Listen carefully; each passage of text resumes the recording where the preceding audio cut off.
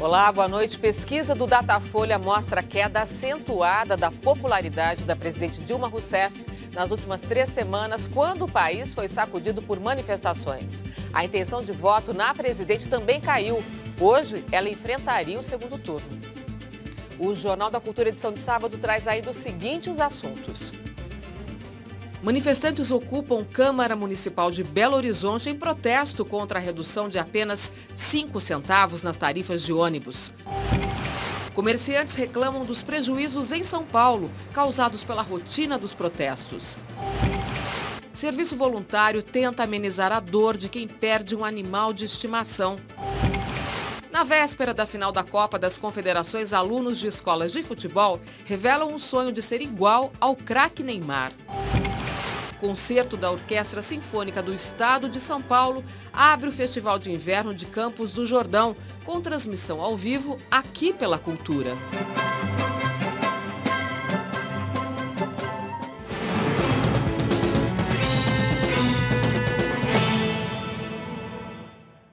O projeto oferece ajuda psicológica a famílias e principalmente a crianças que perderam animais de estimação.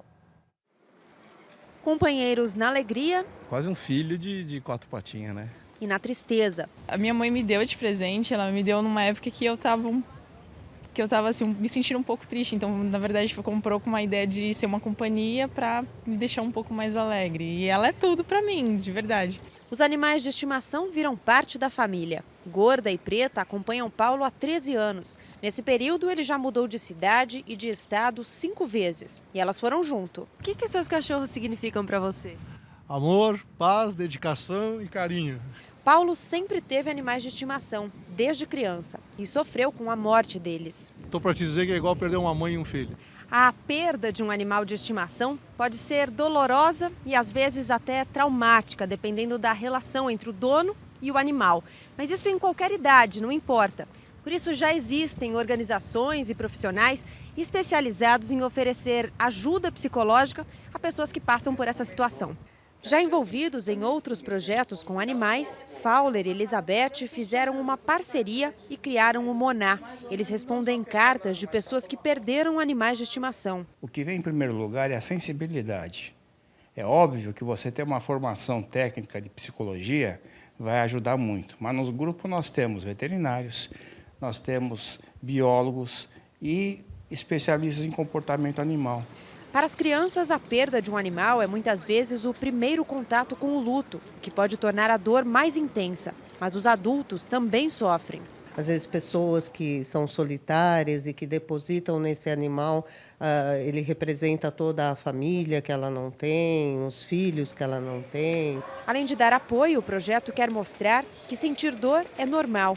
O luto por um animal de estimação nem todo mundo entende. A gente vê muito alguém comentar assim, mas nossa, tudo isso por causa do bicho, você não para de falar, era só um animal de estimação. Não, um animal de estimação para quem tem é um membro da família. Começa o mais importante festival de música erudita do país. É o Festival de Inverno de Campos do Jordão, que terá transmissão ao vivo aqui na TV Cultura daqui a pouco, às 8h30 da noite. A repórter Andresa Boni e o músico Marcelo Jafé, apresentador da Rádio Cultura FM, estão em Campos do Jordão e falam da programação do festival. Boa noite, Andresa. Boa noite, Márcia. Boa noite a todos. Eu estou aqui no auditório Cláudio Santoro, em Campos do Jordão, onde daqui a pouco sobe ao palco a OSESP, a Orquestra Sinfônica do Estado de São Paulo, sob regência de Meren Alsop, que é também diretora musical da orquestra. E daqui de cima, ainda a plateia, que o público ainda não abriu, mas eu consigo ver as pessoas, todo mundo bastante agasalhado, deve estar friozinho lá fora. Uma plateia formada por estudantes e também por turistas.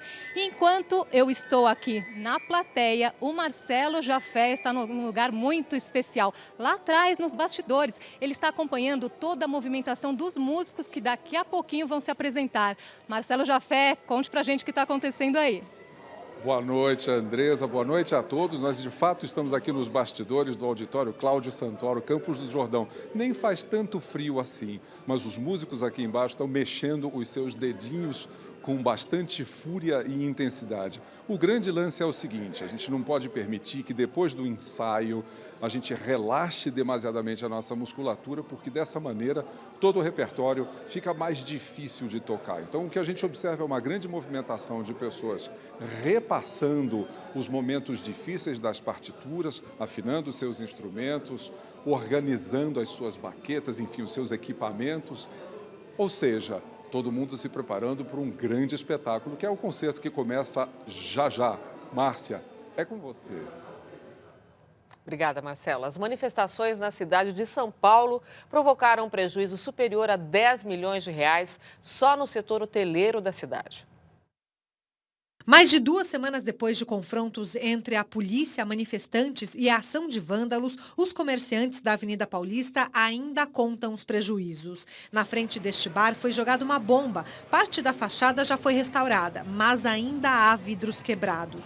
Durante os protestos, o gerente decidiu fechar o estabelecimento mais cedo. O prejuízo total foi de 10 mil reais. Diziam que era uma manifestação pacífica, mas você não sabe que no meio tem elementos que estão ali para destruir mesmo.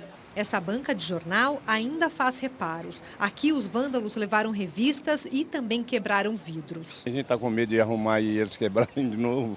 Quase na esquina da Paulista, essa loja não sofreu danos materiais, mas registra o pior mês de junho em faturamento desde a abertura em 2008. Nos dias de manifestações, a gerente fechou o estabelecimento por volta das 5 da tarde e não às 8 da noite, como de costume. As vendas caíram 70% e a promoção foi antecipada. Se os protestos continuarem, a loja terá que fazer ajustes. Redução do quadro, porque com 70% abaixo, não tem como.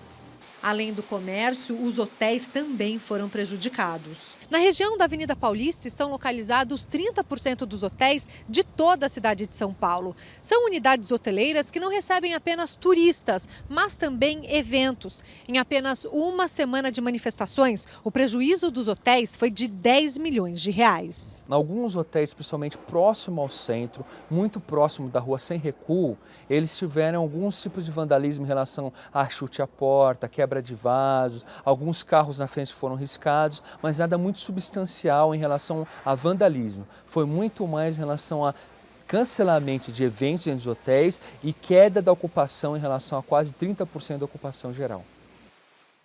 E a Avenida Paulista voltou a enfrentar manifestações esta tarde e no começo da noite. Cerca de 500 pessoas pediam a prisão dos condenados no mensalão e criticavam os gastos com a Copa.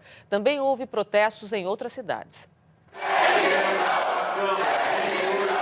Numa sessão bastante tumultuada, a Câmara Municipal de Belo Horizonte aprovou em segundo turno a redução de 5 centavos na tarifa de transporte público da cidade. A passagem de ônibus passa a custar R$ 2,75 a partir da próxima segunda-feira. Cerca de 500 manifestantes reivindicavam uma redução ainda maior no valor da tarifa e prometem permanecer acampados no prédio da Câmara. Na região de Londrina, no Paraná, diversas praças de pedágio foram ocupadas durante protesto. As cancelas foram suspensas e os veículos puderam passar sem pagar. Os manifestantes pedem redução das tarifas dos pedágios, reforma agrária e melhoria na saúde e educação. A polícia observou a manifestação de longe. Em Guarulhos, na Grande São Paulo, um grupo de cerca de 200 pessoas foi em passeata até a sede da prefeitura. As reivindicações: passe livre nos transportes e isenção do IPTU. Houve tentativa de invasão do prédio. Milhares de pessoas lotam neste momento a Praça Heróis da FEB, zona norte de São Paulo, na celebração da 21ª Marcha para Jesus. Animados pelo bom tempo, cristãos de diversas igrejas e movimentos religiosos de várias partes do país se reuniram em clima de festa na caminhada desde o centro da cidade de São Paulo rumo ao Campo de Marte, na Zona Norte. Trios elétricos acompanharam a multidão de fiéis, com a presença de pastores famosos como o deputado Marco Feliciano, presidente da Comissão de Direitos Humanos, e Silas Malafaia. A marcha terminou em frente ao palco montado na Praça Heróis da FEB, onde a multidão assiste a grupos musicais e ouve mensagens de paz de líderes religiosos. Um dos suspeitos presos pelo assassinato do menino boliviano ontem à noite confessou participação no crime. A informação é da polícia. O garoto Brian Captia foi morto com um tiro na cabeça. Dos 4 detidos ontem à noite, apenas um continua preso. O suspeito Paulo Martins tem 19 anos e, segundo a polícia, deu os nomes de outros envolvidos no assalto à casa da família boliviana, onde o garoto de 5 anos foi assassinado. 6 pessoas encapuzadas entraram na residência Simples, no Jardim Progresso, zona leste de São Paulo, e anunciaram o assalto. Roubaram R$ 4.500 e um dos ladrões atirou contra o menino porque ele não parava de chorar. Os pais do garoto estão no Brasil há 6 meses e trabalham em oficina de costura. Barack Obama visitou hoje a família de Nelson Mandela. O ex-presidente da África do Sul, de 94 anos, está internado em estado grave há quase 3 semanas. O presidente dos Estados Unidos desembarcou ontem na África do Sul. Hoje, logo pela manhã, ele se encontrou com as filhas e netos de Mandela em Joanesburgo, sob forte esquema de segurança. Obama também falou por telefone com a esposa de Mandela, Graça Machel.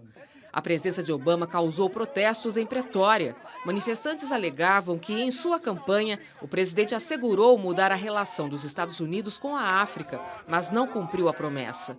Em discurso para estudantes da Universidade de Joanesburgo, o presidente dos Estados Unidos elogiou a trajetória de vida de Nelson Mandela e afirmou que o mundo todo reza pelo líder da luta contra o apartheid. Mandela está internado há cerca de 20 dias e seu estado se tornou crítico na última semana. E você vai ver a seguir: popularidade da presidente Dilma cai após onda de protestos. E mais um sonho de criança ser igual ao craque Neymar.